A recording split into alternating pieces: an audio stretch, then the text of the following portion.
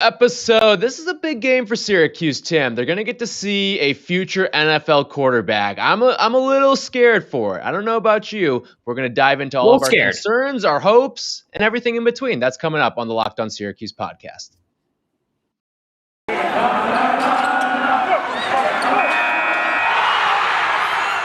You are Locked On Syracuse, your daily podcast on the Syracuse Orange, part of the Locked On Podcast Network. Your team every day.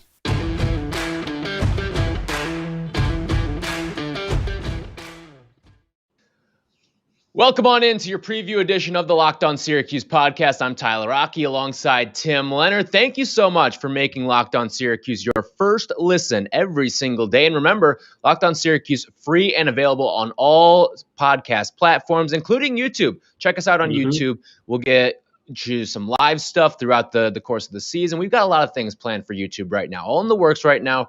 We're trying to get some of our old interviews up there as well, so we will be doing that over the course of the next couple of months and beyond. But Liberty, big week, big week for Syracuse, because this is a team that a season ago took you to the woodshed in your home stadium. And now you get the home field advantage back, though, with fans hopefully in the stands for this one. I'm really hoping this is going to be a good turnout. If for no other reason, people should be going to this game to go see a future pro at quarterback on the Liberty side of things. Yeah, Dino talked about on his coach's show how there will be a good amount of NFL scouts in attendance, which is important for those Syracuse guys as well. I know they're probably mostly there to see Malik Willis, but maybe they can turn some heads. I hope Garrett Williams can play then. We talk about this all the time on the AAU circuit, right? Jim Boeheim goes to see some 5-star guy, but sometimes it's the 3-star guy, the 4-star guy that catches the eye of some of these coaches and ends up landing himself a scholarship. Same thing happens in the pros all the time. Right. And I really want this to be a great crowd. I took a scan at Ticketmaster, StubHub, those type of places. No. It looks similar to the Rutgers vibe, and I get it because of the Here's COVID. The thing that sucks, though, about the Friday night game. That's when you've got high school football going. Yeah, right? That's a good point. And what's a big draw for these guys who are playing high school football? There'll be the families, the players, the kids that go to the Friday night football games.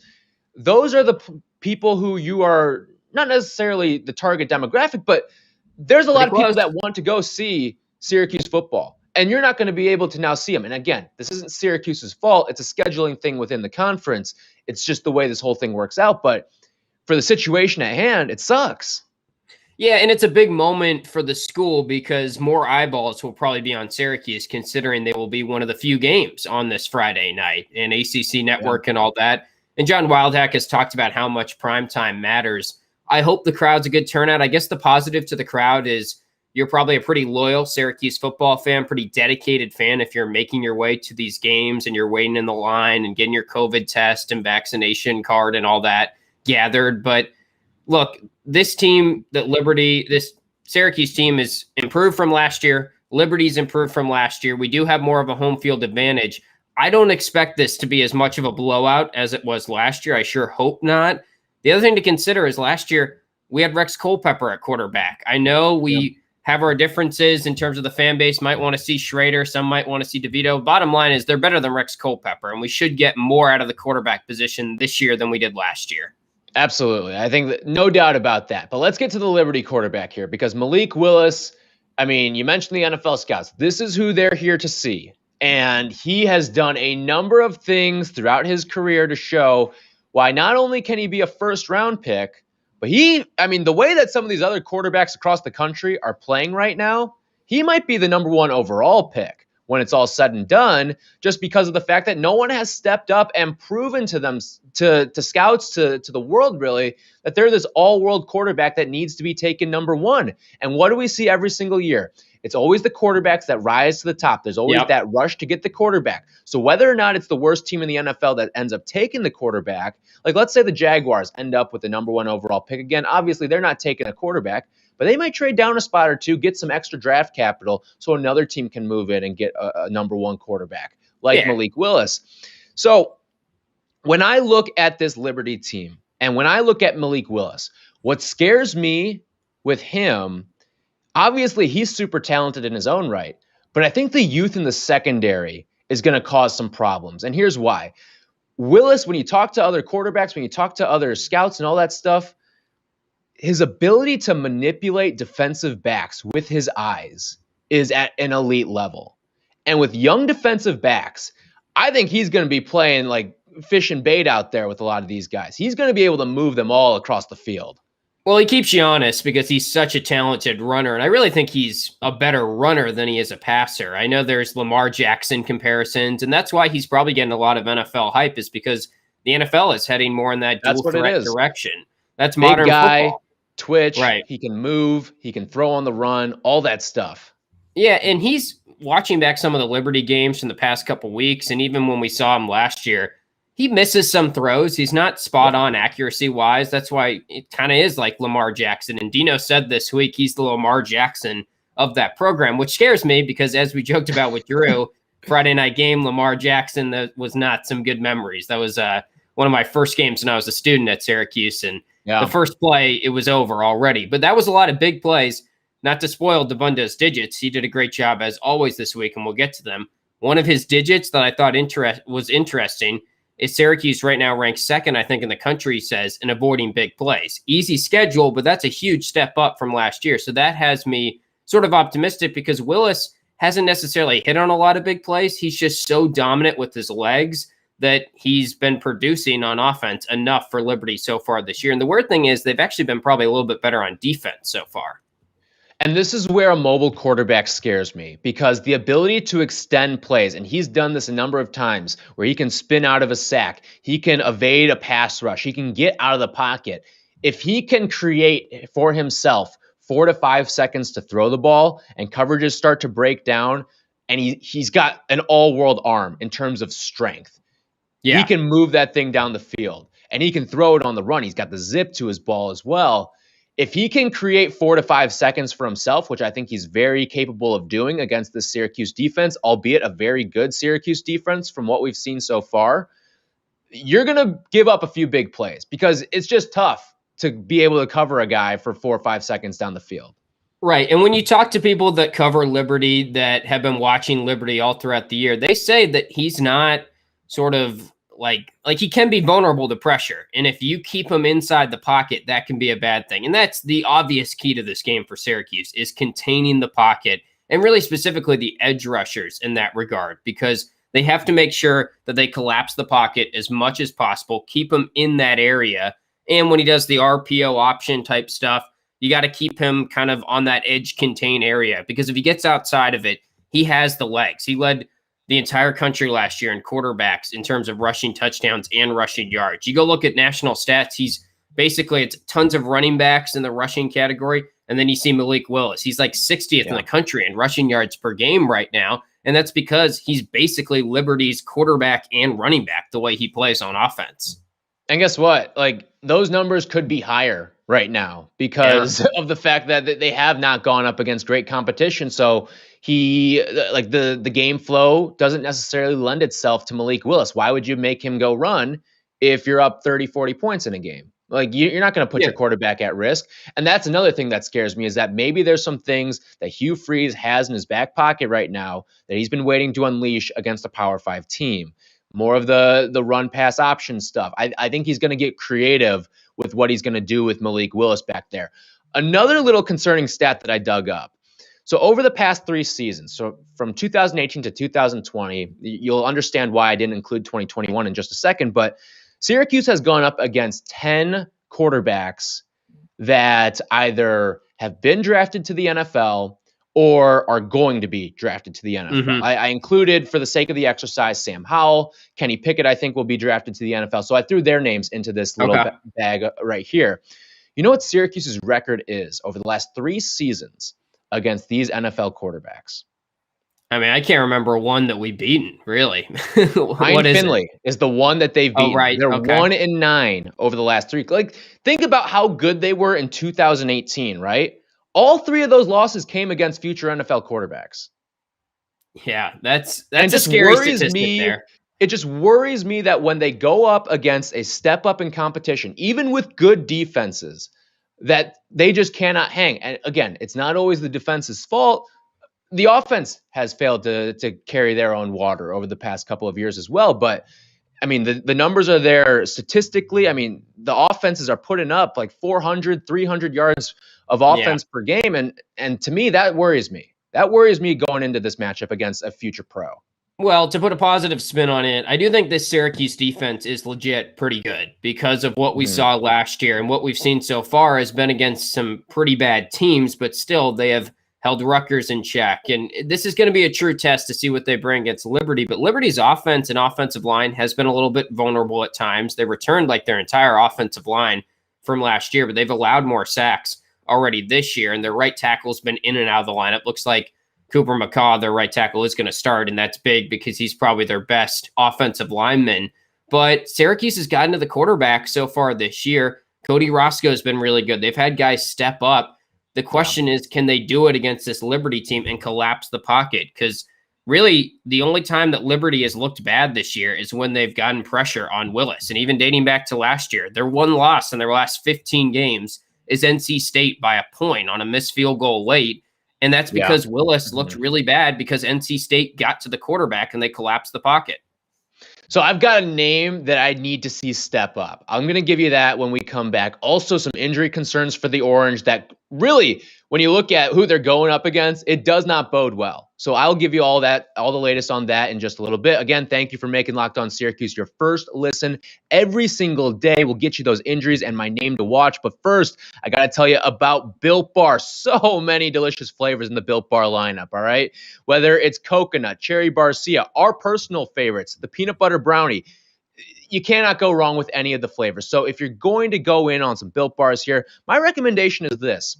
If you haven't tried them all yet, get the mix box. You're going to get 2 of each of their 9 flavors. And not only are they delicious, they're protein bars that taste like candy bars, but they're also healthy for you too. They've got 17 to 18 grams of protein, only 130 to 180 calories, 4 to 5 grams of sugar, and only 4 to 5 net carbs. They're all amazing flavors. They're all super tasty, and they're all super healthy for you as well. So order today. Get the grasshopper cookie, get the peanut butter brownie like Tim and I do, or just get whatever you like. Built Bar is the official protein bar of the U.S. track and field team. So right now, go to Built.com, use the promo code LOCKEDON, and you will get 15% off your order. Again, Built.com, promo code LOCKEDON, and you will get 15% off your order.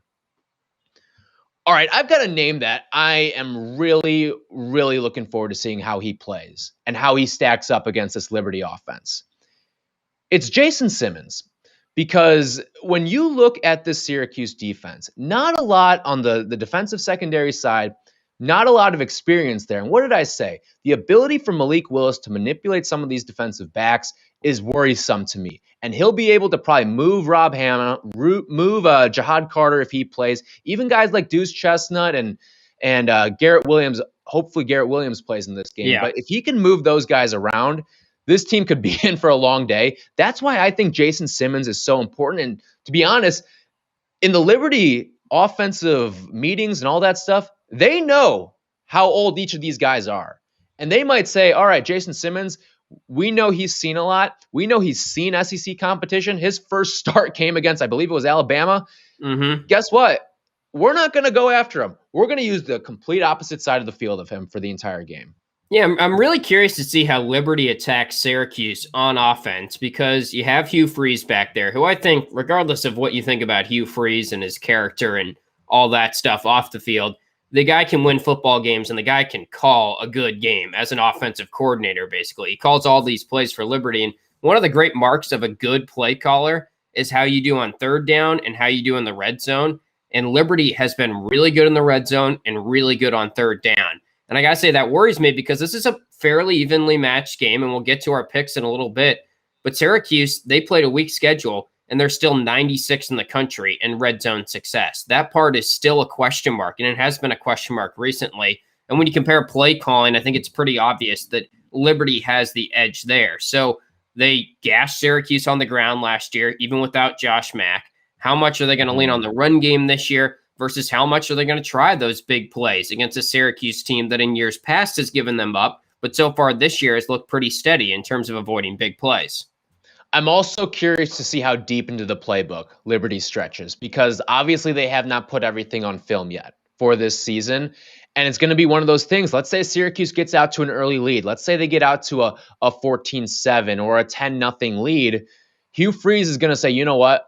We got to start going into the real plays now. Because I'm wondering how deep into the playbook they're going to go. Because Syracuse is going to be their first real challenge of the season. And right. Say what you want about how good the Orange is. Look at the rest of Liberty's schedule. And on the other side, Liberty's probably saying the same thing about Syracuse. We probably haven't seen every single play out of their playbook as well. But all of that is to say this. It's not going to be pretty if some of these guys that are fringe maybe won't play. All right, let's just go through the list right here, okay? Yeah. So I've got the potential guys who may not play on Friday night. Garrett Williams, Chris Elmore, Dakota Davis, Kingsley Jonathan, Taj Harris, Luke Benson, Jihad Carter. I want you, if you can, real quick, pick 3 of those names. The 3 most concerning names that if those guys don't play, this could be a disaster. Well, if you want, I can go first. No, I can go. The thing that's interesting is I was going to say probably Garrett Williams, Jihad Carter because of the secondary and how much that's going to impact this game.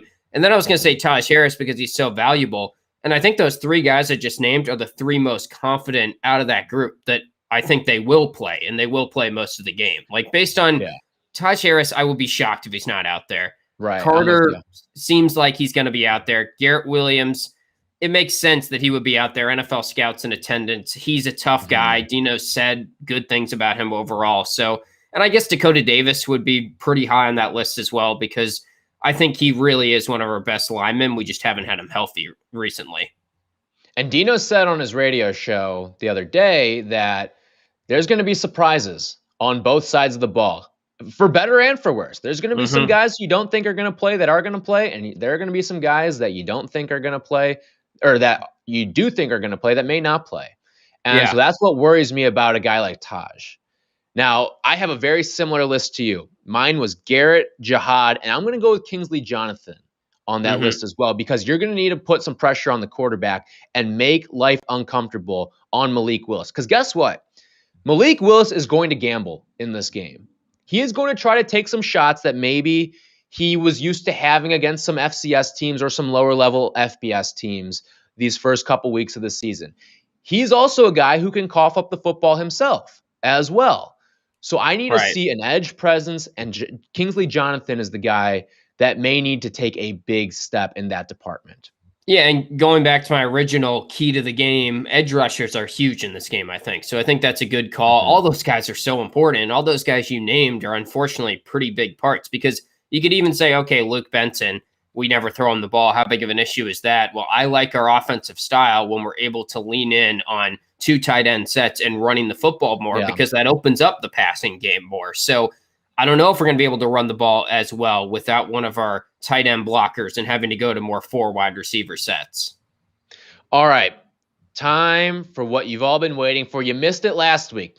Albany doesn't have advanced statistics. It didn't matter. I don't think we were looking for advanced numbers. Knowing the EPAs of Albany and Syracuse, I don't think we're going to determine last week's game. But this week, totally different story. Here is Anthony Dabbundo. He's back from the Action Network. He's giving you an advanced analytics report every single week. Check him out on Twitter at Anthony Dabbundo. Here is Dabundo's Digits. The numbers you need to know. Anthony Dabbundo breaks down the biggest stats for this week's Syracuse matchup. Everybody! Dabundo's Digits. If you ain't taking stats, get the out the class. On the Locked On Syracuse Podcast. Where you at? Let's go. I'm sure a lot of Syracuse fans don't have high hopes for this matchup with Liberty after last year's beatdown in the Carrier Dome, but there's actually some reason for optimism. Let's start with the good. The Orange ranks second in the country in big play defense through 3 weeks after big plays were a major issue against the Flames last season. Syracuse is 6th in PFF's tackling grade, 16th in PFF's coverage grades, and the Orange remain good at preventing opponents from scoring touchdowns once they cross their 40-yard line. The red zone defense is a major key in this game. Syracuse will definitely allow the Flames to move the ball, as Liberty has the edge in both passing and rushing success rate. But the Orange's veteran defensive line is top 10 in defensive line yards, which is a measure of how much push a line generates.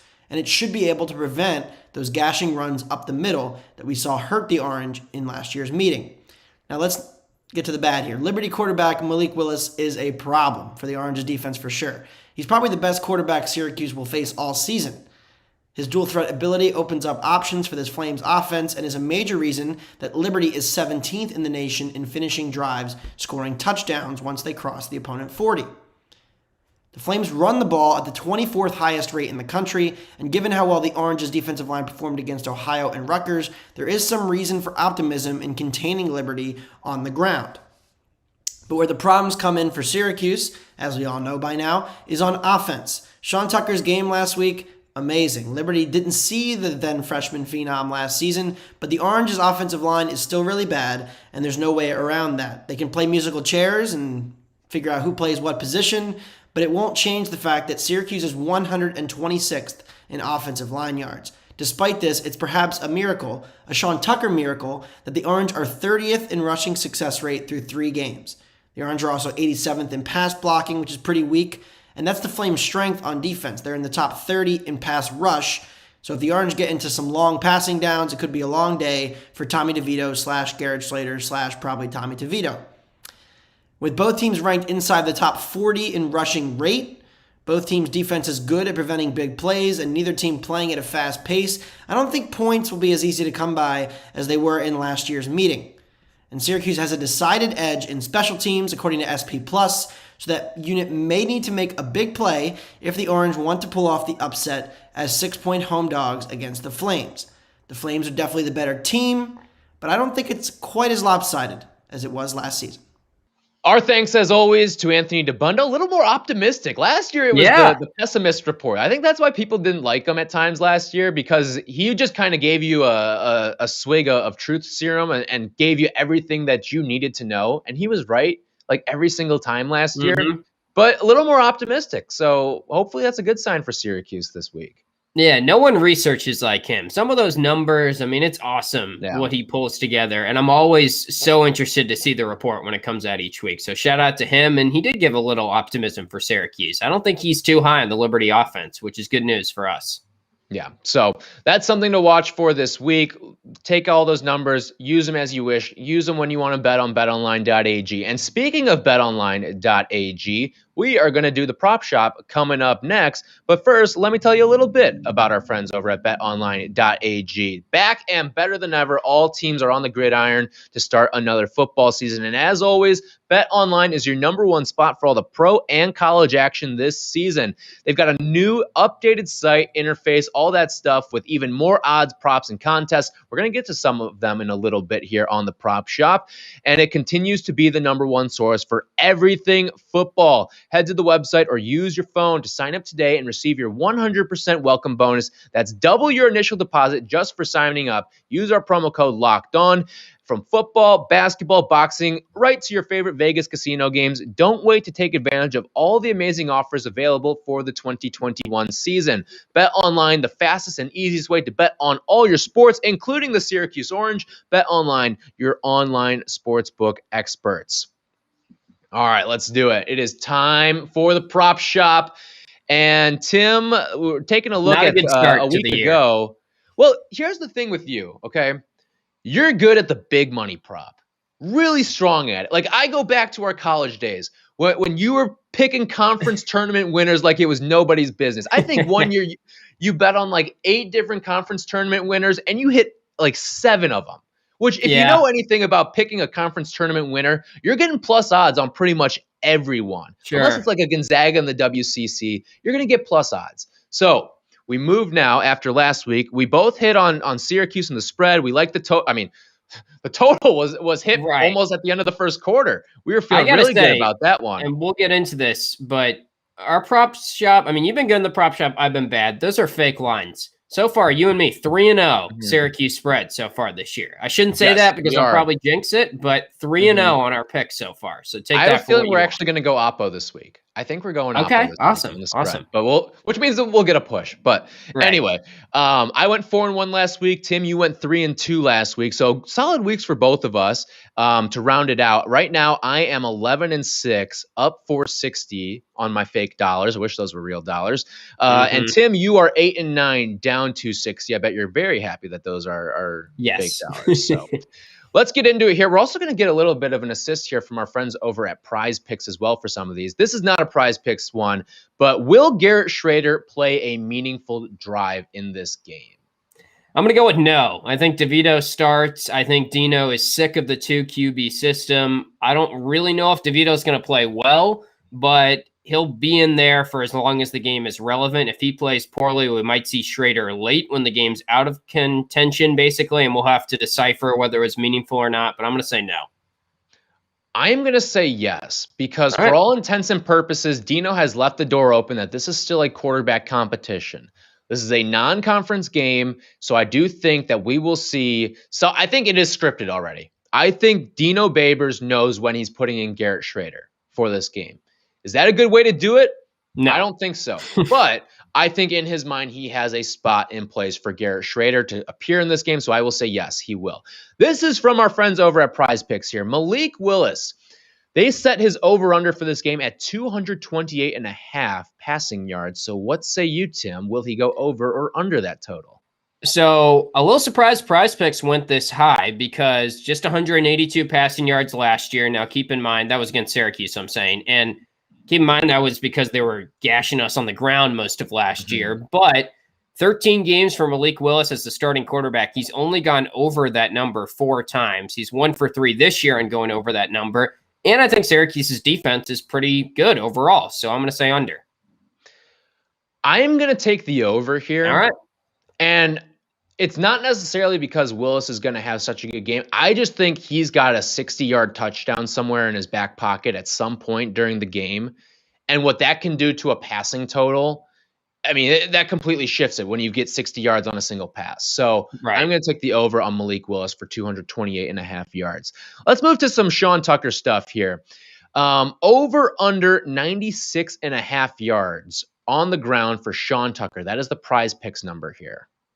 So Liberty's defense, it's tough to say because it's been a pretty weak sample size, granted, so far, but they grade out really well on run defense. They're holding their opposition to under 2 yards per carry, 10th best D in the country. Rush defense-wise, Syracuse, by the way, is 12th. And really a lot of their statistics are pretty similar when you look at them on the team ranking site, Syracuse and Liberty.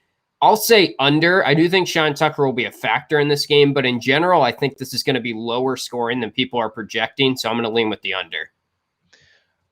I'm also going to lean with the under. That's a big number. And again, this does not mean that Sean Tucker will have a bad game, okay? You can have good games and go under 100 yards. Like, if you're giving me 85 yards and a pair of scores, like, that's a great game. That's a great game. Yeah. And, we actually got a comment on YouTube yesterday from this guy, Royal. He comments on like all of our videos. He doesn't like a lot of our takes. I'll put it out there. He's not a fan, but he did say this. And I like this. Okay. Sean Tucker, keep the number 34. He's looking like a young sweetness out there. Walter Payton, of course. I like that. I like that. I like that. Like I could buy into that. So next up, Sean Tucker, touchdown prop here for you. They're setting it on Prize Picks at 1, which is a tough one to kind of gauge because. Yeah, but weren't you surprised? See, just a disclaimer here. Anyone can go to Prize Picks, use our promo code, and bet on all of these props. And that's why we're doing them. It's kind of fun. They're actually out there for real now. But I would have guessed 1.5 would be the line. I think if I was setting it, I would have set it there. So because of that, I'll go over. He seems to always get one in the first half, and he's gotten the first touchdown the last 2 weeks now. The question is, how many times is Syracuse going to be in the red zone for him to capitalize? But I'll say he at least gets 1, so then I'm probably looking at a push at worst. I think I'm surprised it wasn't 1.5 with heavy juice on the under, just because asking someone to score 2 touchdowns is a tall task in and of itself. But I am going to go, you see, like this is, in my eyes, this will be a push. I think that he is going to hit right on the dot 1. Same. So I might as well take the over with you because I'm confident he'll get 1. And at that point, am I more confident in him getting 2 or 0? I'm probably lean 2. I don't know. It's a tough one. This is a fun little one that we created on our own here. But Will Drew, our buddy Drew Carter, who was on the show the other day, check that out if you missed it. It's a great thing. YouTube, Spotify, Apple, wherever you get your podcasts. But we brought up the Sean Tucker tweets to him, and we said, hey, man, can you get these on the broadcast? I've been prodding him all week in the text chain. Can you get these on the broadcast? So Will Drew get Sean Tucker tweets on the broadcast? I'm going to go a very strong yes that these will make an appearance. This is kind of a gift to us. I feel like maybe we should have set an over-under on when it's going to happen, because we got some inside intel that Drew's trying hard, and I trust that Drew's persuasive enough to get what he wants. So I'll say yes. I feel like we might get partial credit, too, for bringing them to his attention. What do you? Awesome. Here's a prop shop for you. Will we get a shout-out on the broadcast this week? I'm going to say no, but... I'm going to say no. I think Drew likes us. I don't know if he likes us that much. But Drew, if you're listening, man, you've got the mic. It's in your hands now. So next up, I feel like we should have split there. If we split there, we would have been able to decipher which one of us he likes more. So, that's true. Whatever. Whatever. Well, I need it too badly, so I'm going to take the 3 points that I think. All right.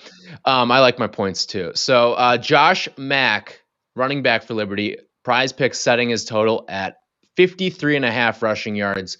Josh Mack, over or under on that?